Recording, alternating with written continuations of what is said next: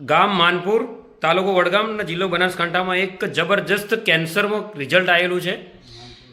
માનપુરા ગામમાં અમદાવાદ હાઈવે પર માનપુરા ગામ છે, તો એક જબરજસ્ત રિઝલ્ટ આવેલું છે. તો એમનું નામ છે માકણુજીયા કરીમભાઈ જીવણભાઈ.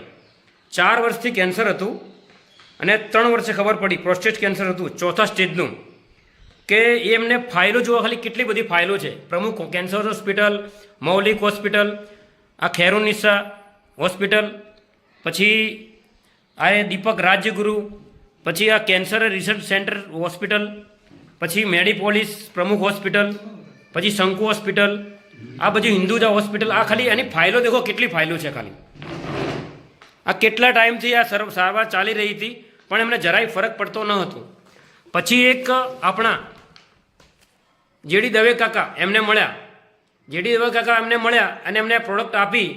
તો એમને પ્રોડક્ટમાં શું રિઝલ્ટ આવ્યું એમના મુખેથી સાંભળીએ. બોલો કાકા.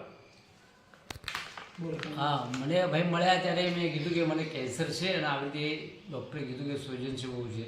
તો મને મેડિસિન દવા આપીને, તો એ દવા મેં 2 દિવસ પીધી તો મારો સોજો ઉતરી ગયો. અચ્છા. 3 ડૉક્ટર એલોપેથી ડૉક્ટર પાસેથી લીધી દવા પણ એ ફરક પડ્યો નહીં. અચ્છા. અને મારા બધા સોજા ઓછા થઈ ગયા. હિસાબની તકલીફ બધી બંધ થઈ ગઈ. અચ્છા. આ તો મેડિપોલિસમાં ગયા હતા, જે ડૉક્ટરો આવે છે અમદાવાદથી, એ જે ડૉક્ટરના કેમ્પમાં ગયા હતા ને, તો એ ડૉક્ટરો હોસ્પિટલમાં ગયો હતો. તો મેં બતાવ્યું કે આવી રીતે મેં 3 ડૉક્ટર તમે બી ચિઠ્ઠી લખીને આપી છે. એ ડૉક્ટર મને બતાવ્યું અને બીજા 2 ડૉક્ટરને મહેસાણામાં બતાવ્યું. તો મને એ લોકોએ કન્ફ્યુઝ કરી નાખ્યું છે. તો હવે મારે દવા લેવી કેવી રીતે? તો એ મેં આ આયુર્વેદિક દવા એમને બતાવી કે જો આ દવા પીધી અને આ દવાથી મને આટલો ફરક પડ્યો. મેં કીધું કે દવા ચાલુ રાખો. બરાબર. એ લોકો ફોટા પાડીને લઈ ગયા ડૉક્ટર? ફોટા નથી પડે. ફોટા પાડીને લઈ ગયા ને? આના ફોટા પાડીને લઈ ગયા ને? નહીં, આના ફોટો પડે. હા, એમ આ નુવાના ફોટા પાડીને લઈ ગયા ડૉક્ટર?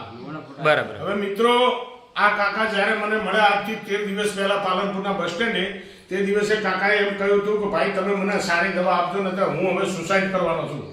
એટલે છેલ્લે માણસે એમના માલિકે એમની વાત સાંભળી લીધી અને એમને આ સારી પ્રોડક્ટ મળી. જે દિવસે મને મળ્યા તે દિવસે એમના પગ આવા ઉજીને થાંભલા જેવા થઈ ગયેલા હતા. બેન થયેલા હતા, સૂજી ગયેલા હતા. હા, હવે એમના લિંગ ઉપર પણ એટલો બધો સોજો હતો કે એમને પેશાબ નતો થતો. એ દિવસે આવીને દવા લઈ અને બીજા દિવસે સવારે મને ફોન કરી કીધું કે આજે હું પહેલી વખત ઊંઘ્યો છું અને પહેલી વખત મને આજે આરામ મળ્યો છે 3 વર્ષની અંદર.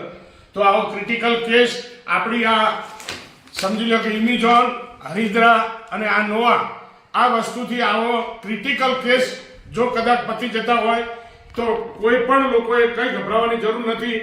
આ બધા જ આ રેનોટાસ વેલનેસ પ્રોડક્ટ ખોરાક તરીકે છે અને આ કોઈ દવા નથી, એક ફ્રૂટ સપ્લિમેન્ટ છે. તો બધાએ ખાવી જ જોઈએ અને લોકોને ખવડાવવી જોઈએ અને આશીર્વાદ મેળવવા જોઈએ. રોકિંગ રેના કાકા, અત્યારે તમને કેવું છે? અત્યારે બધું સારું છે? કેટલા દિવસમાં ફરક પડ્યો આ પ્રોડક્ટ લેવાથી? ફરક તો મને 2-4 દિવસમાં ફરક, અઠવાડિયા.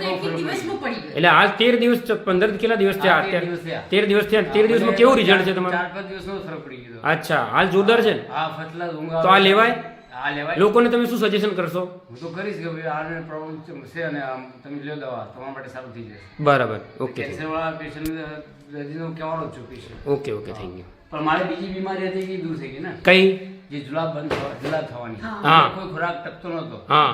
ભૂખ નથી લાગતી, ઊંઘ નથી આવતી. એની સમસ્યા મારી દૂર થઈ. અચ્છા, ઓકે. રોકિંગ રેના